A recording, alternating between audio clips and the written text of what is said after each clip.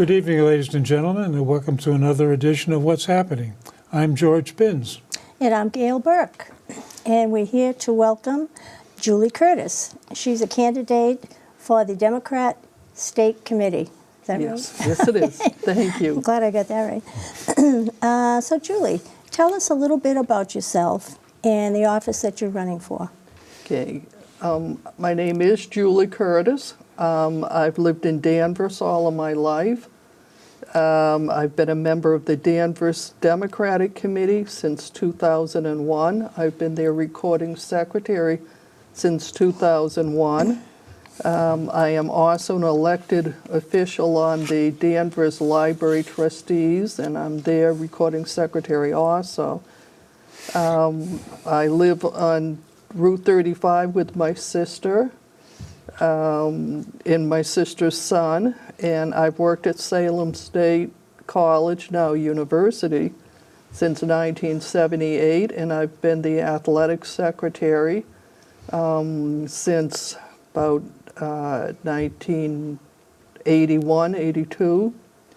And I'm also the ASME union representative, one of two on campus, and we represent 275 support staff, which is the secretaries, the bookkeepers, the custodians, the campus police, the shipping and receiving.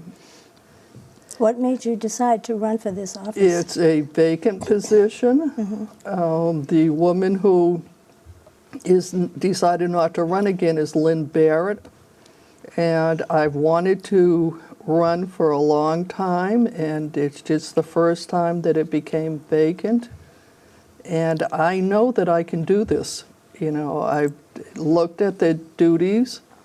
I've in fact done 99% of the duties in between the union, between my duties as secretary to the Danvers Democratic Committee, between my activism in the politics. I've been active in the 5 cities and towns of the senatorial district. It's in alphabetical order: Beverly, Danvers, Peabody, Salem, Topsfield, and I've in fact, had political experience in all 5 of those communities. And it became vacant, and it's a perfect opportunity. Right. And so I've decided to run for it. And I have been door knocking to me is very important. And Senator Lovely said to me that if you want it, you need to go out door knocking. And I've in fact been door knocking since last August. And I have connected with over 3,000 people. Good for you. Between door knocking, between telephone calls, between mailings. And I am now in Salem, and I want to end in my home community, Danvers. Well, I think to fill in some of the background that a lot of people like me really don't understand what this position is, and as you were explaining to us before the show, there's really 2 positions for this senatorial district, Senator Lovely's district, 1 male, 1 female. Both of them are, when you're all finished, there's going to be 1 male representative, 1 female, right? No, sir. It'll be there.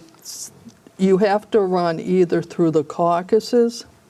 Yeah, the 4-year term that you compete for by ballot. Yes. There's 1 male, 1 female. Yes. Then in the caucuses, There's another another male and another female. pair of male, Yes. female that get picked by the caucus. Yes, sir. Okay. Now, is that the 2-year term for the caucus? No, it's It's a 4-year it used to be. Okay. Years ago, it was 2 years, but it's now 4. So all are 4 years. Okay. So you're running for a 4-year term. Yes. Okay. And once you get this term, what are you going to do different? I hope to retire from Salem State. Well, I maybe shouldn't be saying that because I haven't announced it, but what I really want to do is one of the things that they ask you to do is provide training, information, services to the town, ward, and city committees. I want to get the city and town committees more active. I would like to see them grow. I would like to see them attract new people. But you have 3 particular issues that you're mostly concerned with, as I Yes. understand it. Yes, Gender ab- equality, the environment, and politics.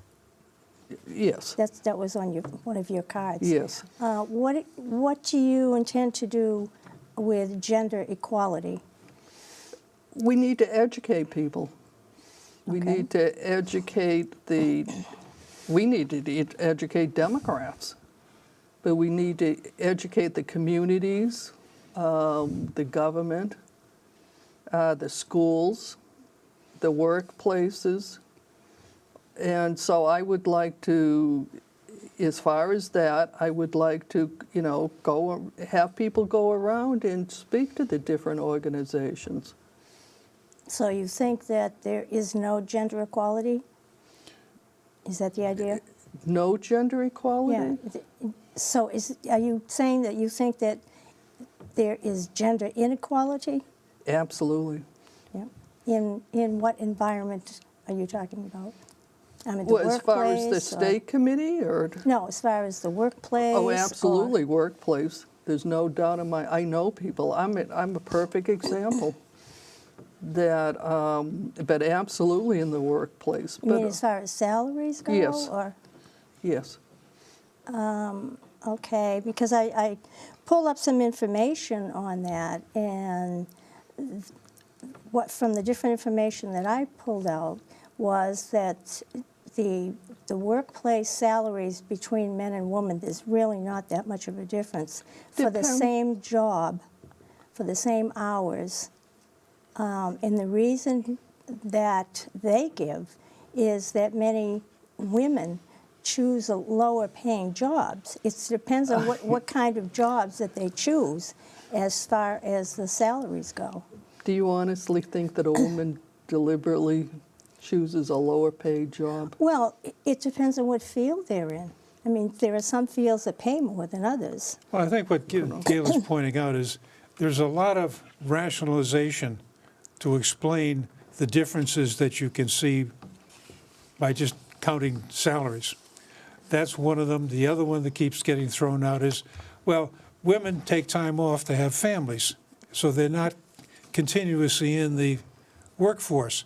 So there's all these explanations, excuses, whatever you want to call them. I call them excuses, to be honest with you. So the question I think we have for you is, okay, we know these excuses are out there. How can you overcome that? How can you, Educate people. what can we do different? What can you do different to educate people to the real world that's not being done right now? Well, first of all, I number one would like to educate people. I'd like to educate people that honestly think that a woman would choose to take a lower paying job. Well, lower paying only in the respect that certain fields of work pay more than others. Now, she may decide to go into, say, being a social worker. Okay, that's not going to pay as much as someone who decides to be an engineer. That's what I mean. It depends on the field that they But go a woman in. certainly could be an engineer. Oh, of course. Yeah. If My they chose to do sister-in-law that. is, in fact, a geneticist. Of course. People make those decisions. So do you think it's really a situation in the schools that needs to be the focus of it? Because to get to the point where the young ladies would aspire to be, like you say, a geneticist, an engineer, a physicist, or one of these economic quants that manipulates the market. And historically, the image, as Gail, I think, is pointing out, is that, well, if you're going to go to college and you're female, you either go to be a teacher or a nurse. Which is sad. That Understand, used to but- be the way. Oh, I'm sorry. I think it's still the way, to be honest. Really? Oh, absolutely. I don't know. I have a lot of nieces that certainly have gone into many different fields Oh, besides I'm not. teaching and But I nursing. know for a fact that my sister-in-law has been in a store and had her beeper go off, and the sales clerk has said, "You must be a nurse." Well, okay, Yeah. I don't Well, get that, but, That's a preconceived notion that a yeah. lot of people have. Absolutely. yeah. And I think the issue of how do you educate people, how do you convince them there's a different reality out there, is really what I think we're looking for is what can you do different about it? What can you do that's not being done right now? Well, I think that the reason I say educate people is I think that when we go to a generation younger than us, that I think they do know that women can be doctors. Absolutely. Yeah, you're right. I can give you a perfect example that my nephew, when he was very young, is when my brother was going out with his future wife, and it was always a joke in the family because he thought it was amazing that a man would be a doctor, and he was only 3 or 4 years old at the time. That a man would be a doctor? Yeah. He thought because he was used to seeing, the woman that my brother was going out with, and she was a woman doctor. Oh, okay. So he thought that as keeping in mind he was 4 or 5, he thought that it was amazing that a man would be a doctor. Okay. Yeah. And I also think that the government needs to be educated. Well, I find that, I have to respectfully disagree with you, because if you look around, say for instance, the field of television and all the announcers, reporters, you see women all over the place. I mean, with these very visible, high-paying jobs. That's just one particular field. But I think that, I applaud you for wanting to educate people, and that's fine. But I think, if you come from a place of you can do anything to women. And we can do anything. We can. You're absolutely we right. got a good But chance you- of being the president of but the you- United States. But you have to also understand that some people may not want to do that. Some women may not want to do that. They may want to stay, they want to have a job and then be home and have their families. And that's, there's nothing, actually, in this day and age, you're apt to find men that stay home. You're absolutely right. Yeah. Yeah. So, the other, one of the other issues that you want to get into is the environment. Yes. And what do you want to do with the environment?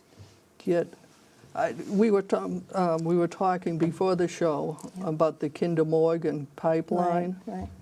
Okay, that they have me very concerned. They're in fact, coming into Peabody. Now it turns out to be that they're coming into Danvers, and they haven't even told anybody this. Well, it's been in the paper. It's been in the paper because we're making an issue out of it. I see. 6 months ago it wasn't in the paper.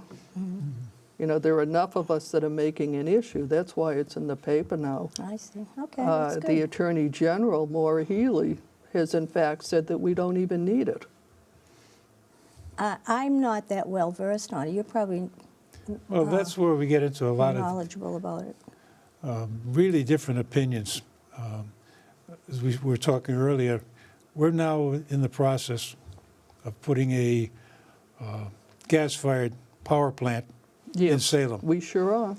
And to get the gas to that plant, they've had to run pipes all over the place. And every time you try to go through somebody's backyard, there's a lot of hue and cry about you tearing up something or other. And yet at the same time, people are getting very concerned about coal-fired plants. We've got to get rid of all of them, and we've got to replace them with gas-fired. And the nuclear plants are running out of their life expectancy. Nobody wants to refurbish them. And we're left with, well, it's going to have to be gas-fired plants. And as we put more and more gas-fired plants online, we're going to run out of gas. And one of the frustrating things, I think, for a lot of people is there are several container ships, LNG tankers, that come into Boston every year. You know, I know that because my brother and sister-in-law live in Charlestown, Yeah. and they watch them coming in. Yes, so that gets to be an issue that we're importing gas from Trinidad, the Caribbean, that's where it comes from. And there is a security concern with bringing in that much gas and kind of thing. And there was a show on TV a while back that caught my eye. They were talking about bringing in the gas LNG tanker. And they said, well, we back it in. Why do you want to back it in? Well, because we have to get out of here in a hurry. Oh, And that doesn't make you a little nervous? yeah, that makes me very Want to nervous. get out of here in a hurry? Because some people recognize that as a serious potential problem. But what do you do as an alternative? Well, is the question. natural gas that we're trying to get in here comes out of Pennsylvania, and right now they're shipping it down to Louisiana. And to bring gas in, you look at the pipeline, it goes up through Vermont, across over and down the coast. It's a long way around. And there's a lot of people who would like to have natural gas. So I have a problem with people saying, well, we don't need it. If we don't need it, we don't expand. And this is one of the things that's happened in the Pennsylvania area, where they've got the fracking going and they got the natural gas. All of a sudden, a lot of businesses get developed in the area because you have cheap power. Okay, I think the concern about Kinder Morgan is, as I was telling you earlier, there's a question on whether or not it's even going to stay here. And that's one of our concerns, is that they're not giving straight answers. What do you mean they may not stay? That the gas that they're going to be pumping is not going to stay in this area. Well, they will tap the line to feed whatever they need in this area, and they will keep pushing it on to somebody else who also needs it. The gas we get comes through New York, comes out of Pennsylvania, comes through New York, it goes right on through, but they tap the line in New York and Pennsylvania to take gas off of this line.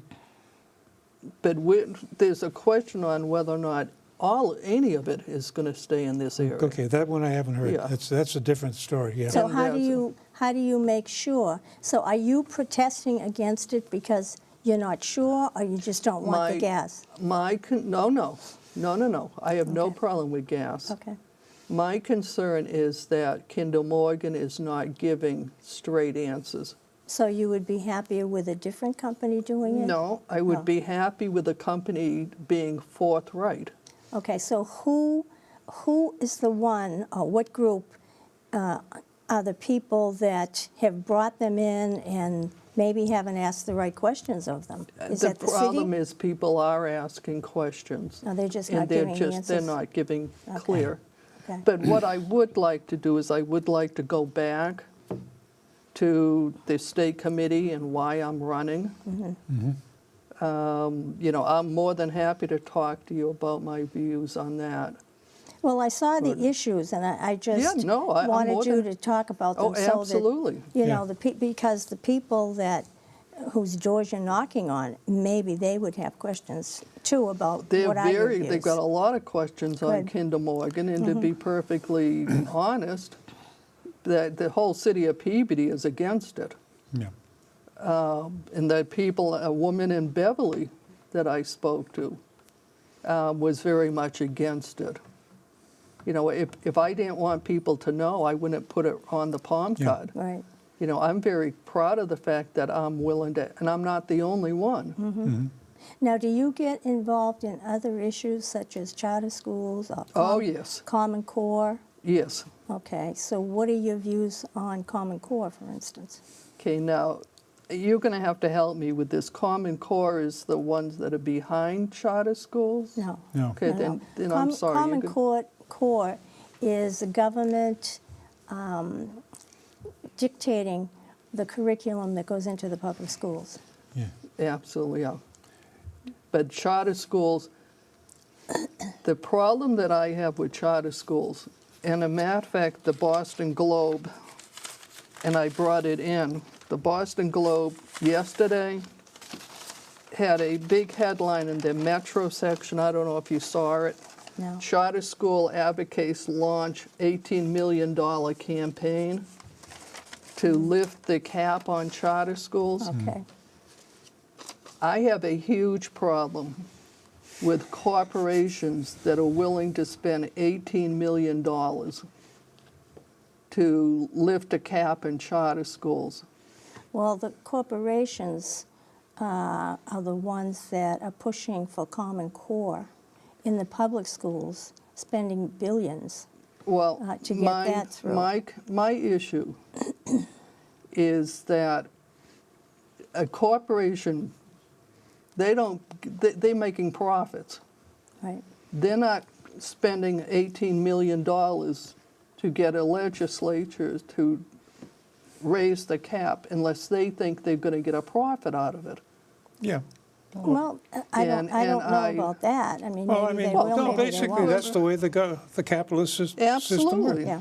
The I- argument that the corporations make is, we can't get enough educated, trained people to fill the jobs that we want to fill. So as a result, they're trying to upgrade the quality of education. Whether you believe Common Core is the right way to do it or not, Bill Gates does, but that's a different story. But the charter schools are an alternative for parents who disagree Oh, with what's ab- going on in the public schools. Absolutely. So that's why they want to raise the But- cap on it. But my concern is that corporations are pumping $18 million. If a corporation, and again, a corporation doesn't do something unless they think they're going to get a profit. Well, like George says, if they are not getting the quality of people to work in their companies and they see that the charter schools are doing a better job, then that could very well be the reason that they're pumping money into it. They want to have more But- charter schools. But you know, I would rather see a corporation take money and improve a school. That's and a good example of that is IBM. They've created essentially a 6-year high school where the first 4 years are a normal high school. The next 2 years are sort of equivalent to a junior college. And anybody that completes the program is guaranteed a job interview with IBM for a reasonably good paying job. So that is one example where a corporation has looked at a problem, recognized a shortfall in terms of what they can get for potential workers, and has taken a different approach to it. Whether that's the right one or not, who knows? But there are several of those schools around the country that they've financed, and as I mentioned, the big hooker is you finish the program, you get a shot at a good job. So there are ways to do it, and I think, Oh, absolutely. and But this don't gets you- me to, I think, a much more fundamental question.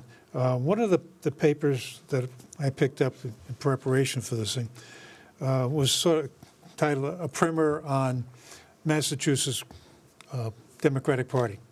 And they mentioned in there that the Democratic Party in Massachusetts is mostly liberal Democrats as opposed to progressive Democrats. You ever heard that story? Well, I hear a lot of stories from media Okay. about Democrats. Well, this is something supposedly the Democratic State Committee put out. And I was just I've wondering. never heard that Never from did? them. Oh, okay. That doesn't mean that they haven't put it out. No, I understand, but the question I eventually get around to is, where do you think you fit in that sort of a profile? Liberal or progressive? Progressive. You're one of the, okay. You're with Elizabeth Warren then? Oh, yes, Okay. absolutely. You, absolutely. Yeah. What do you think of her chances to be president? Is she going to run next time Someday. around? I hope she does. Okay, you're going to push for her as, Oh, yes, I will. Yes, I will. Okay. And I'll be proud to push for her. Okay. Can we go back to charter schools? Of course. okay.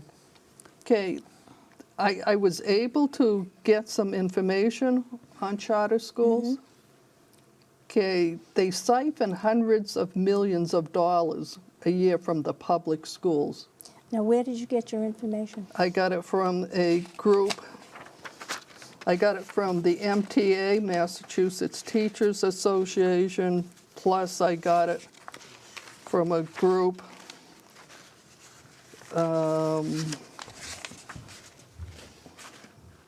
Massachusetts Education Justice Alliance. Okay, so you understand that those are liberal groups where you're getting your information. It's a biased, I don't think it's biased. I think they're getting this from they're not coming up with numbers. well, No, the it's- Mass Teachers Association, excuse me, has been fighting charter schools Yes, yes, almost they from have the been. inception. Yes, they have been. And, you know, you say they're siphoning Well, I money think the off. other- Well, can Yeah, I the- give you an example? Sure. Okay, Beverly, $94,680 For, that's coming out of the school budget. It's going to a charter school. That's the amount of money that the public school has lost by charter schools. Yeah, but- Right. But Well- that also represents the number of students that have left the public school and are going to Right. a charter school. so that the money should follow the student wherever they But choose to it's- go. Okay, I'm just saying that what happens is not more than one student. As soon as the charter school gets the money, the student is bounced out. And they get to keep the money. Where, I have that I never have a- heard that, and I know No. a little bit about charter schools. Charter schools are, It's, they're a different operation. Oh, The absolutely. fundamental message in the charter school is no excuses. So they have I think, a much more demanding attitude. They're not as laissez-faire as the public schools have to be. Public schools have to take everybody. Yes, they do. And I think this is one of the differences that parents are recognizing, that there aren't that many parochial schools anymore. And from my point of view, a charter school is just a parochial school without a cross on the wall. So it's a similar attitude. And I think that is a particular environment for some students that could do well in it. Doesn't work for everybody. No. but it gives parents an alternative Oh, if they do not absolutely. like the public schools. And the one thing about charter schools that people fail to mention is charter schools are given 5 years to prove their worth. If they don't, after 5 years, they don't get any more funding. And if that kind of rule applied to the public schools, I think we would see a lot Well, of see, improvement. this is what I would like to see is I think that you could together, take good ideas from both sides. Sure. The thing that bothers me is when you see schools that are run down, that it shouldn't even be, having students in it. Well, that's And- because Well, they before don't you get maintain to the them. next round, But it isn't. unfortunately, we've done our half hour. And it's Gail's turn to, I have to shut off this conversation. Okay. I'm telling you, this happens to us in every show. We started to get into the meat of everything, and we have to say goodbye because we only have well, a half an hour. before we disappear, I think we need to point out, you're running for a competed office in a primary that The is presidential primary. March 1st. Yes, sir. Okay. Okay. It'll be the Democratic primary, right? If you take a Democratic ballot in the primary, Your name will They be have a on. chance to yes, vote I- for you. Okay. and Now- I hope they do. Would you like to come back again and we can finish? I would love to come back. Okay. We'd love to have you come back. I would love to. Okay. Thank you all. Thank you very much for being with us today. Thank you all for watching. And we will be with you next time with another great show. Good night. Good night.